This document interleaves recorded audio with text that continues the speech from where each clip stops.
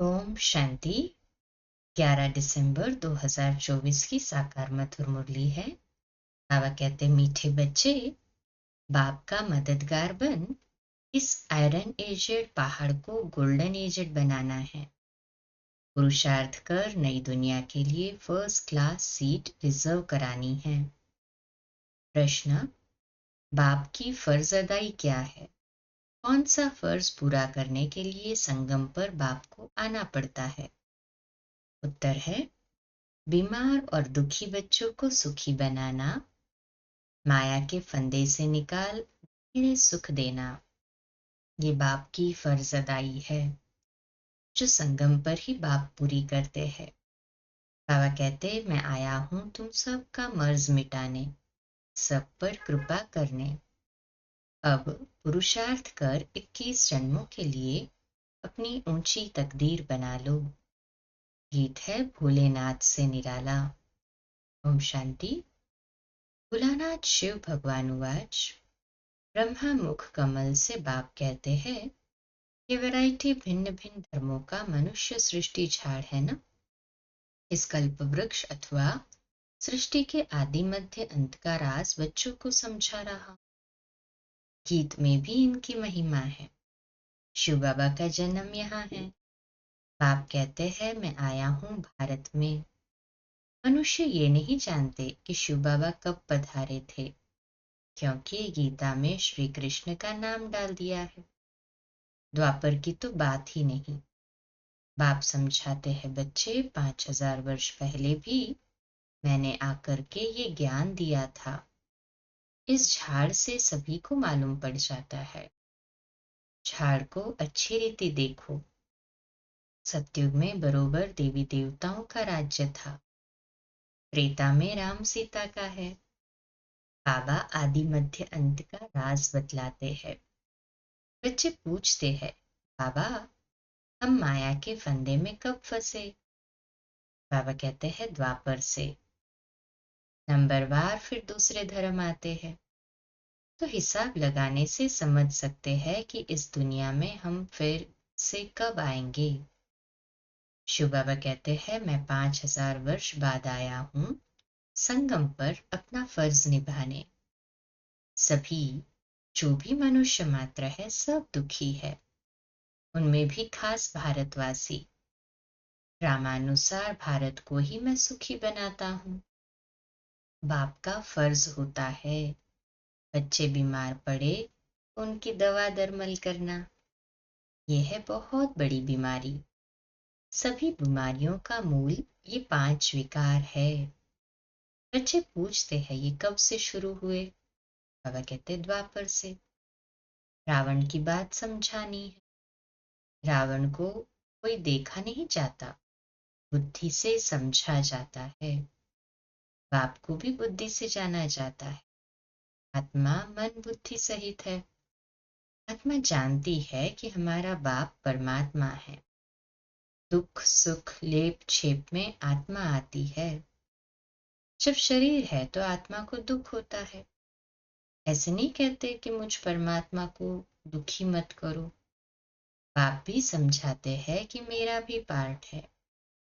कल्प कल्प संगम पर आकर मैं पार्ट बजाता हूँ।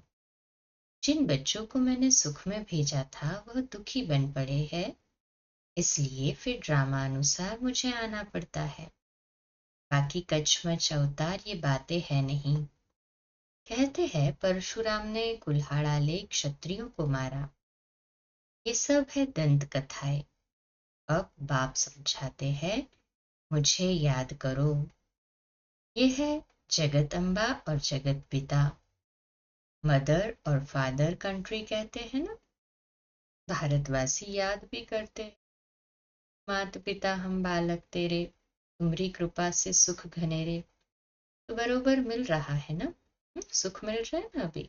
नहीं, हाँ जी बाबा।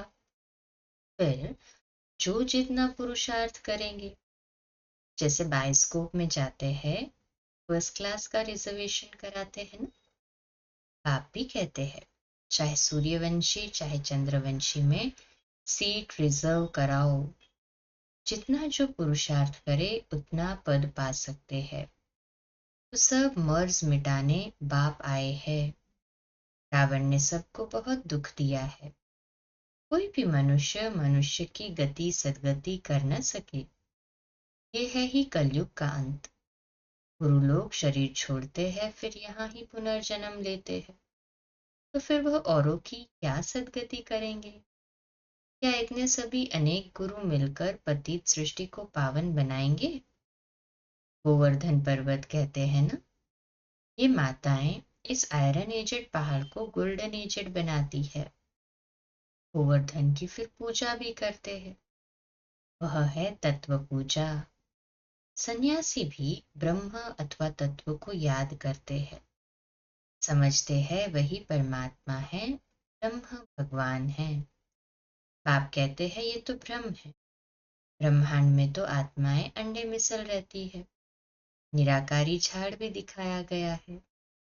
हर एक का अपना अपना सेक्शन है। इस झाड़ का फाउंडेशन है भारत का सूर्यवंशी चंद्रवंशी घराना। फिर वृद्धि होती है ना, कहे हाजी बाबा। बाबा कहते हैं मुख्य है 4 धर्म। पहले तो आदि सनातन देवी देवता धर्म आया, फिर इब्राहिम ने इस्लाम धर्म की स्थापना की, फिर बुद्ध धर्म की स्थापना बौद्ध ने, और फिर देखते हैं हम जीसस क्राइस्ट ने क्रिश्चियन धर्म की स्थापना की। तो कहते मुख्य है 4 धर्म। हिसाब करना चाहिए कौन से धर्म कब आते हैं। जैसे गुरु नानक 500 वर्ष पहले आए, ऐसे तो नहीं सिख लोग कोई 84 जन्म का पार्ट बजाते हैं। बाप कहते हैं 84 जन्म सिर्फ तुम ऑलराउंडर ब्राह्मणों के है, डिबलंडर। हम ही आदि से आते, इसलिए मैक्सिमम 84 जन्म हमारे ही होते हैं। बाबा ने समझाया है कि तुम्हारा ही ऑलराउंड पार्ट है। ब्राह्मण देवता क्षत्रिय वैश्य शूद्र तुम बनते हो। जो पहले देवी देवता बनते हैं वही सारा चक्र लगाते हैं।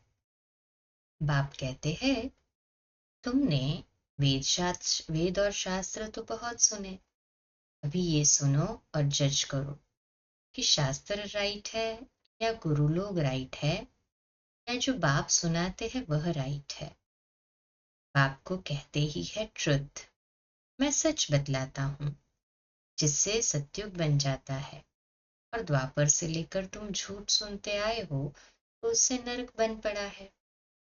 बाप कहते हैं मैं तुम्हारा गुलाम हूँ। इसी मार्ग में तुम गाते आए हो, मैं गुलाम तेरा। अभी मैं तुम बच्चों की सेवा में आया हूँ। बाप को निराकारी निरहंकारी गाया जाता है। तो बाप कहते हैं मेरा फर्ज है तुम बच्चों को सदा सुखी बनाना। गीत में भी है अगम निगम का भेद खोले। बाकी डमरू आदि बजाने की तो कोई बात नहीं है। ये तो आदि मध्य अंत का सारा समाचार सुनाते हैं। उसका यादगार डमरू। बाबा कहते हैं तुम सभी बच्चे एक्टर्स हो। मैं इस समय करण करावनहार हूँ। मैं इनसे अर्थात ब्रह्मा से स्थापना करवाता हूँ, ताकि गीता में जो कुछ लिखा हुआ है वह तो है नहीं, आटे में नमक मसले। बाबा कहते अभी तो प्रैक्टिकल बात है ना, प्रैक्टिकल में हम परमात्मा से राजयोग सीख रहे हैं। बस अभी जय हाजी बाबा। बच्चों को ये सहज ज्ञान और सहज योग सिखलाता हूँ, योग लगवाता हूँ। कहा है ना, योग लगवाने वाले, झोली भरने वाले, मर्ज मिटाने वाले। गीता का भी पूरा अर्थ समझते हैं। योग सिखलाता हूँ और सिखलवाता भी हूँ। बच्चे योग सीखकर फिर औरों को सिखलाते हैं ना, है हाजी बाबा। कहते हैं योग से हमारी ज्योति जगाने वाले। ऐसे गीत भी कोई घर में बैठकर सुने तो सारा ही ज्ञान बुद्धि में चक्र लगाएगा। बाप की याद से वर्षे का भी नशा चढ़ेगा। सिर्फ परमात्मा व भगवान कहने से मुख मीठा नहीं होता, बाबा माना ही वर्षा। अब तुम बच्चे बाबा से आदि मध्य अंत का ज्ञान सुनकर फिर औरों को सुनाते हो। इसे ही शंख ध्वनि कहा जाता है। तुमको कोई पुस्तक आदि हाथ में उठानी नहीं है। तुमको कोई पुस्तक आदि हाथ में नहीं है, बाबा कहते। बच्चों को सिर्फ धारणा करनी है। तुम हो सच्चे रूहानी ब्राह्मण, रूहानी बाप के बच्चे। सच्ची गीता से भारत स्वर्ग बनता है। वह तो सिर्फ कथाएं बैठ बनाई है। तुम सब पार्वतियां हो। तुमको ये अमर कथा सुना रहा हूं। तुम सब द्रौपदियां हो। वहां कोई निर्वस्त्र नहीं होते सतयुग में। कहते हैं तब बच्चे कैसे पैदा होंगे। बाबा कहते अरे है ही निर्विकारी, तो विकार की बात कैसे हो सकती है। तुम समझ नहीं सकेंगे कि योग बल से बच्चे कैसे पैदा होंगे। तुम आर्ग्यू करेंगे, परंतु ये तो शास्त्रों की बातें हैं ना। वह है ही संपूर्ण निर्विकारी दुनिया, और ये है विकारी दुनिया। मैं जानता हूं ड्रामा अनुसार माया फिर तुमको दुखी करेगी। मैं कल्प कल्प अपना फर्ज पालन करने आता हूं। जानते हैं कल्प पहले वाले सिकिलदे ही आकर अपना वर्षा लेंगे। आसार भी दिखाते हैं कि वही महाभारत लड़ाई है। तुम्हें फिर से देवी देवता अथवा स्वर्ग का मालिक बनने का पुरुषार्थ करना है। इससे स्थूल लड़ाई की कोई बात नहीं है। न असुरों व देवताओं की लड़ाई ही हुई है। वहां तो माया ही नहीं जो लड़ाए। आधा कल्प न कोई लड़ाई, न कोई भी बीमारी, न दुख अशांति। अरे वहां तो सदैव सुख, बाहर ही बाहर रहती है। हॉस्पिटल होती नहीं।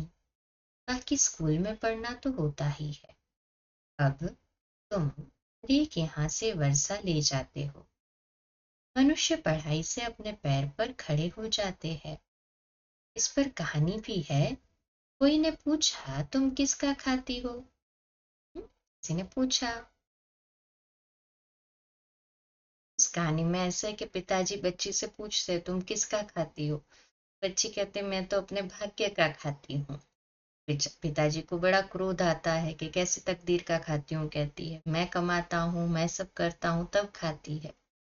तो जब देखा कि वो बच्ची नहीं कहीं गई तो वो और अच्छे से उसको जो मिलना था वो तो तकदीर का मिल ही रहा था। बाबा कहते हैं कोई ने पूछा तुम किसका खाती हो, तो कहा हम अपनी तकदीर का खाती है। वो होती है हद की तकदीर।